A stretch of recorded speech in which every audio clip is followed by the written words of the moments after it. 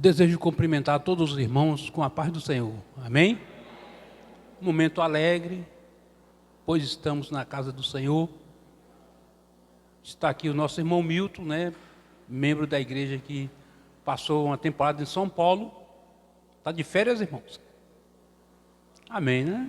Está ali ao lado a irmã, Irmã em Cristo também. Então, os mais novos não sabem, mas o irmão Milton é membro da igreja que estava com a pandemia, irmão? Foi para São Paulo, mas graças a Deus veio aqui de férias e está aqui conosco nesta noite. Irmã Rafaela, coloca aí 2 Coríntios 12. Vamos meditar na palavra de Deus. Eu creio que ele já falou ao meu coração.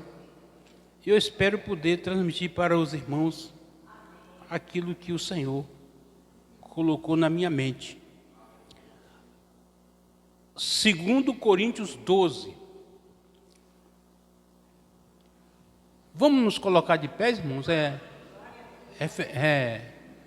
Reverência à palavra, né? É necessário continuar a gloriar-me, mesmo que isso não sirva para nada. Passarei as visões e revelações do Senhor. Conheço um homem em Cristo, que há 14 anos, se no corpo, não sei, se fora do corpo, não sei, Deus o sabe, foi arrebatado até o terceiro céu.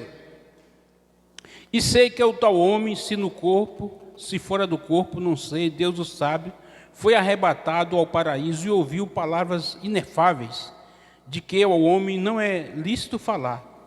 De um assim me gloriarei eu, mas de mim mesmo não me gloriarei, senão nas minhas fraquezas.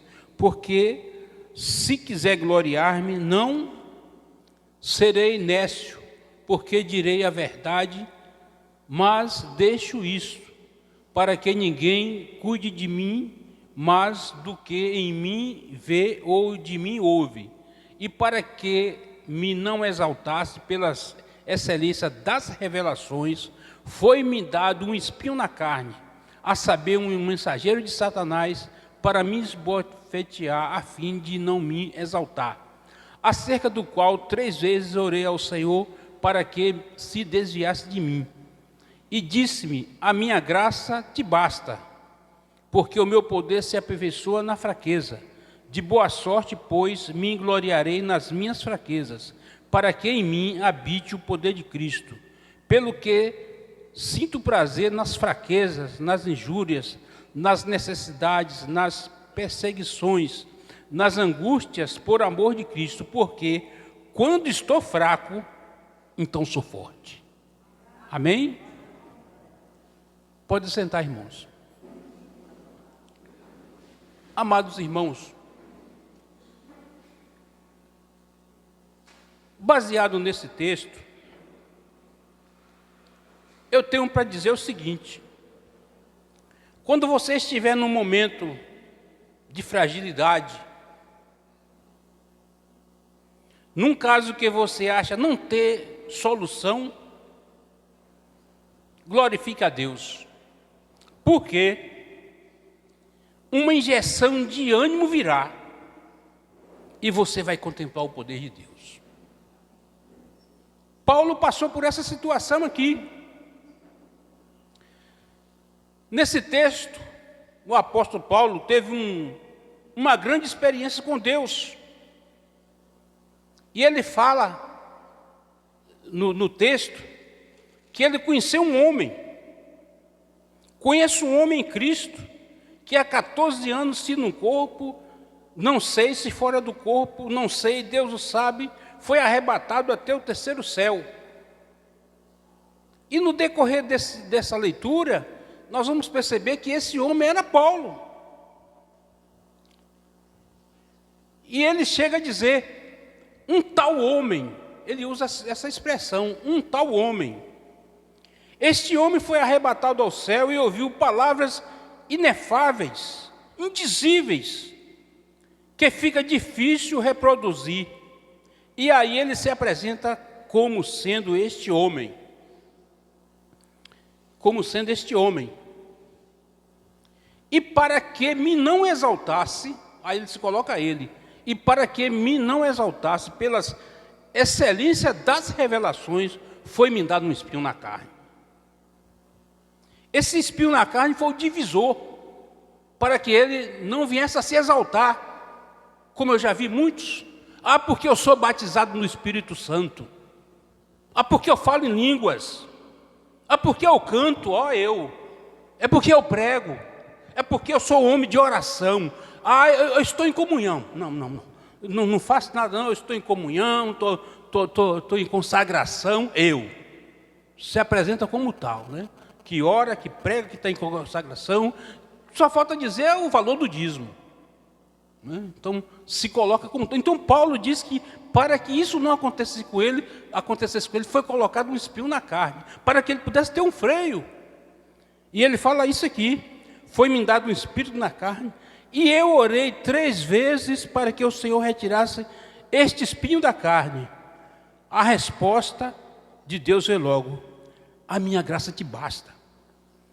A minha graça te basta, porque o meu poder se aperfeiçoa na fraqueza. Porque quando estou fraco, o Senhor me tornou forte. Paulo encontrou prazer espiritual nas coisas horríveis que aconteceram com ele em sua vida, porque ele sentiu que quando estava derrotado, ele podia sentir mais o poder de Deus nele. Paulo fala de um evento 14 anos antes, quando ele entrou no terceiro céu.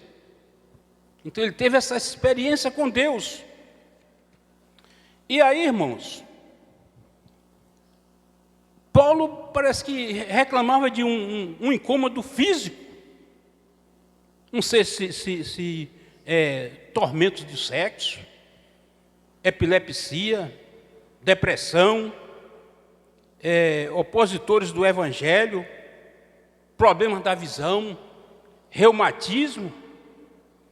Um certo escritor, eu não sei se ele é evangélico, Divaldo Franco, ele diz assim: todo cristão autêntico sofre um espinho na carne. E é a advertência de Deus, esse Divaldo Franco falando isso. Então o espinho não era uma maldição na vida de Paulo, mas era uma bênção para ele não se exaltar. Paulo buscou auxílio do Senhor durante tal sofrimento.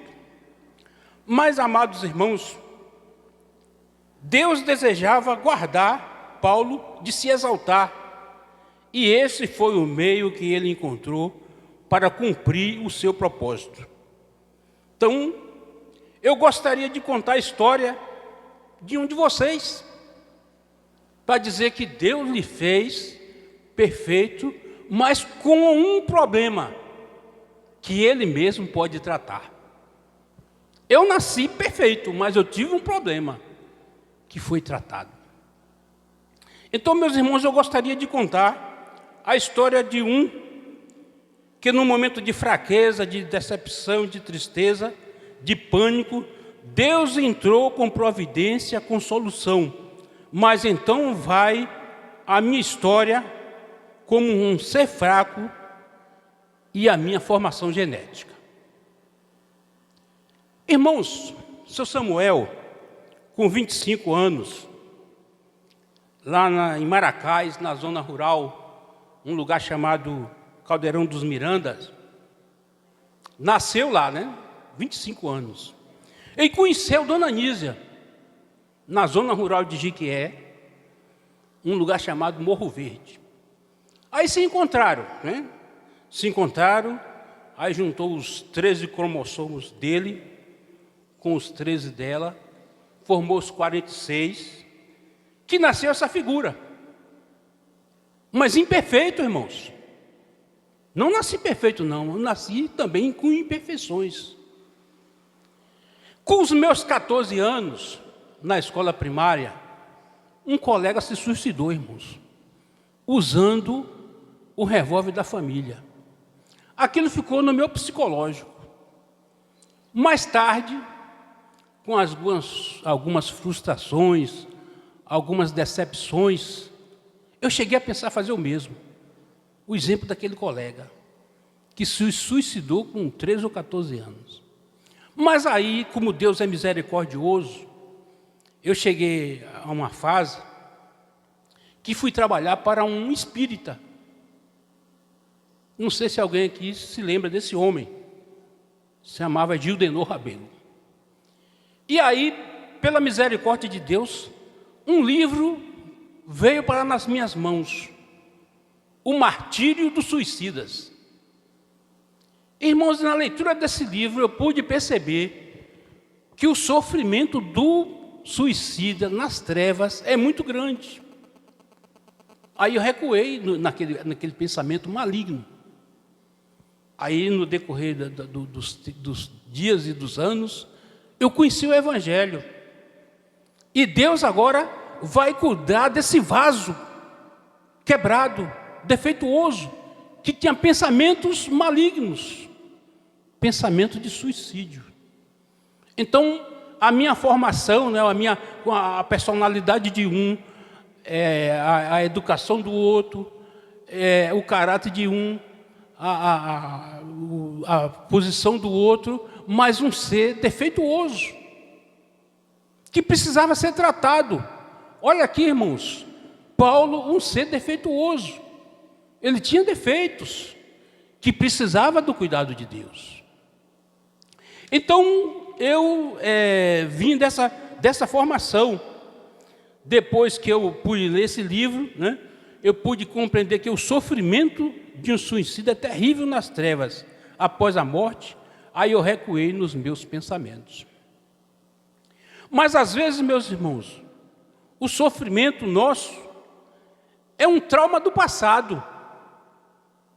O nosso sofrimento pode ser ocorrido com um trauma do passado, que Jesus quer curar. Vamos para a Bíblia? Lucas 13. Lucas 13, irmãos. Jesus tem um encontro com uma mulher. E a mulher estava, Jesus estava na sinagoga, e ele, em uma palestra, Lucas capítulo de número 13, Jesus, Lucas 13,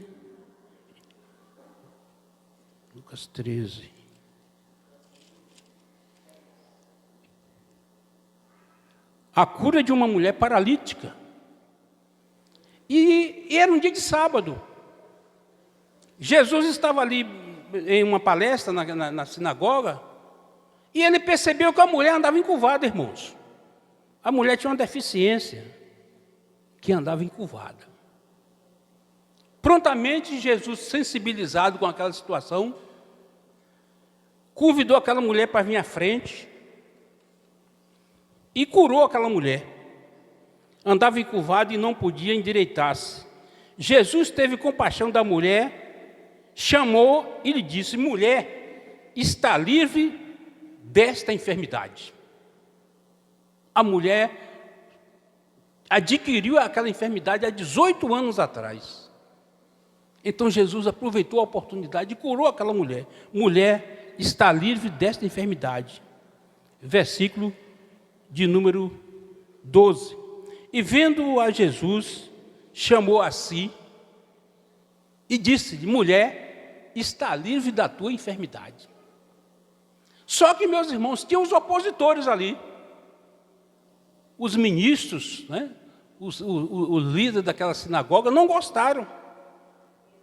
E repreendeu Jesus. Mas existe na semana 6 dias. Justamente vai curar no dia de sábado. Está errado isso. Mas Jesus disse: não. No dia de sábado, vocês pegam o seu animal, tira da manjedoura, leva para beber água leva para comer a ração no dia de sábado. Vocês fazem isso. E por que que no dia de sábado eu não posso livrar esta mulher das mãos de Satanás? Porque eu não posso fazer o mesmo com esta filha de Abraão, foi o termo que ele usou, que há 18 anos Satanás mantinha presa. Tem coisa na nossa vida que trava o desenvolvimento, irmãos. De repente pode ser um troco que você ficou, um troco, simples troco.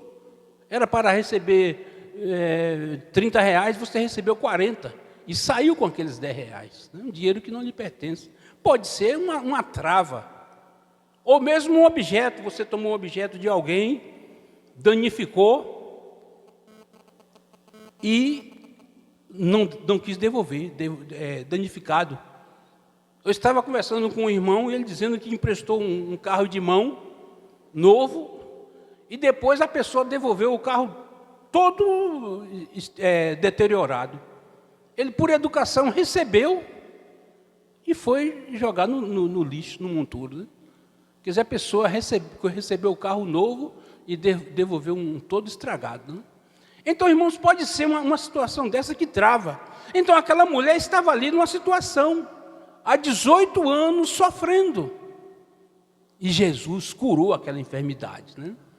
Então, meus irmãos, Jesus tem esse poder de curar a nossa enfermidade. Então, os irmãos, aparentemente, mas qual era a enfermidade do irmão Ismael? Bom, eu, no passado, já usei álcool, né? Eu fumo, quando não era crente, mas esse não era um grande problema meu. O grande problema meu é que tinha tendência para o suicídio, irmãos. Porque eu vi isso num colega de 13 anos e ficou no meu psicológico. Mas Deus, como eu falei para os irmãos, eu tive a oportunidade de ler aquele livro, O Martírio do Suicida, e aí daí para frente eu mudei de ideia, né? Porque Deus é bom e a sua misericórdia dura para sempre. Mas, irmãos, então, Jesus curou aquela mulher, né? Mas o Senhor quer tirar o espinho da nossa carne. O espinho na carne daquela mulher era aquela doença de Satanás, como ele fala assim, ó, por que eu não posso livrar essa filha de Abraão, né, das garras de Satanás? Então, irmãos, é assim, eu não sei qual o seu problema, né? O que é que passou na sua vida, que trouxe alguma dificuldade, algum trauma, mas o Jesus que nós servimos estar aqui para esclarecer essas dúvidas e fazer uma limpeza, né? Tirar os traumas que existem. Então, irmãos, aí está, né, uma situação, né, daquela mulher que 18 anos estava escravizada de Satanás e Jesus curou. Né? Jesus tem esse poder de curar os nossos traumas e tirar as nossas deficiências. Então, irmãos, né, e nós já observamos que Ele não deseja nada do que você tem. Jesus não deseja nada do que você tem. Ele quer te purificar. Ó, Ele quer te aperfeiçoar. Jesus quer fazer isso.